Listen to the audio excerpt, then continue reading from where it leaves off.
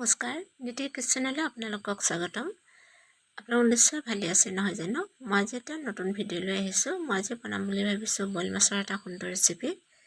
নিশ্চয় আপোনালোকে চাই ভালেই পাব। তেনেহ'লে পলম নকৰি মই মোৰ ভিডিঅ'টো আৰম্ভ কৰিছোঁ আৰু আপোনালোকে চাব বুলি আশা ৰাখিলোঁ।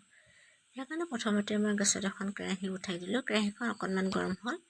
তাতে মই কেইটুকুৰামান কটা ডাঙৰ মাছ কেঁচাই কেঁচাই কেৰাহীখনত দি লৈছোঁ আৰু ইয়াৰ ওপৰতে অকণমান কেঁচা মিঠাতেল মই ছটিয়াই দিলোঁ। এটা ডাঙৰ চাইজৰ পিঁয়াজ মই কাটি ৰাখিছোঁ। সেই পিঁয়াজৰ কটাখিনি মাছখিনিৰ ওপৰতে মই ঢালি দিছোঁ। লগতে মই 3টা কেঁচা জলকীয়া ফালি ইয়াতে দি দিছোঁ। জ্বলাটো আপোনালোকে এইটো নিজৰ আন্দাজমতে দিব পাৰে। যদি বেছিকৈ খাওঁ বুলি ভাবে আপোনালোকে বেছিকৈ দি ল'ব। মই ইমানটোৱে দিছোঁ। আৰু এতিয়া মই ৰেড চিলি পাউডাৰ অকণমান ইয়াতে দি দিছোঁ। এইটো মানে ৰেড চিলি পাউডাৰটো অকণমান কালাৰটো ভাল কৰে, কিয়নো মাছটো যেতিয়া বইল হ'ব অকণমান বগা বগা দেখাব। সেইটো কাৰণে ৰেড চিলি পাউডাৰটো দিলে মানে কি হয়, কালাৰটো ইমান বেয়া নেদেখায়। এতিয়া মই ইয়াতে পানী দি দিছোঁ মাছটো সিজিবৰ কাৰণে, আৰু মাছখিনি আন্দাজমতে মই ইয়াতে নিমখ দি লৈছোঁ। পানীটো অকণমান মোৰ কম হৈছে, ইয়াতে আৰু অকণমান মই পানী এড কৰি দিছোঁ। মই ইয়াতে ঠাণ্ডা পানী দিছোঁ আৰু এইখিনি মই ভালদৰে বহলাই মেলি দিছোঁ, যাতে এইটোৰ লগত সেইটো মাছ নালাগে। এতিয়া মই প্ৰায় 10 মিনিটমানৰ কাৰণে এইখিনি ঢাকি ৰাখি দিম উতলিবৰ কাৰণে।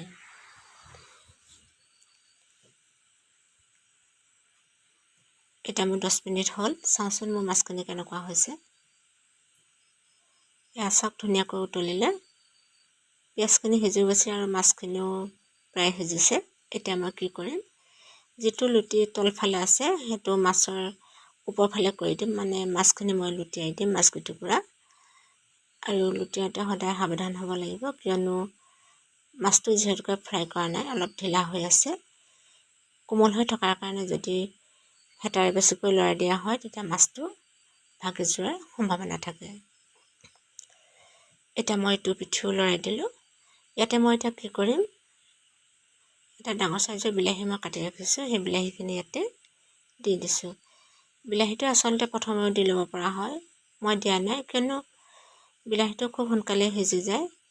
এতিয়া দি দিলে বিলাহীটো ধুনীয়াকৈ সিজি আহিব।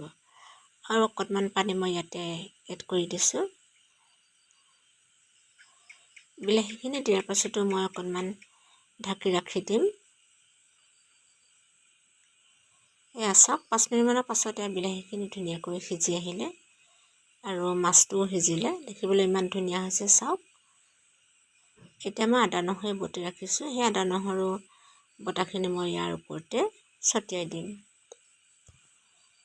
এনেদৰে তৰকাৰীটো হোৱাৰ আগে আগে যদি আদা নহৰুটো দিয়া হয়, তেতিয়া গোন্ধটো খুবেই ভাল লাগে, খাবলৈও টেষ্টি হয়। এইটো আচলতে আমাৰ মানুহখিনিৰ মাজত খোৱা দেখা নাযায়। সাধাৰণতে যিখিনি ট্ৰাইবেলৰ মানুহ, ট্ৰাইবেল লোকসকলে এনেদৰে বইল কৰি খায়। আৰু এইটো স্বাস্থ্যৰ কাৰণে আমাৰ বহুতেই ভাল, খাবলৈও টেষ্টি হয়। আপোনালোকে এনেকৈ বনাই খাবচোন আৰু আলহীকো খুৱাব।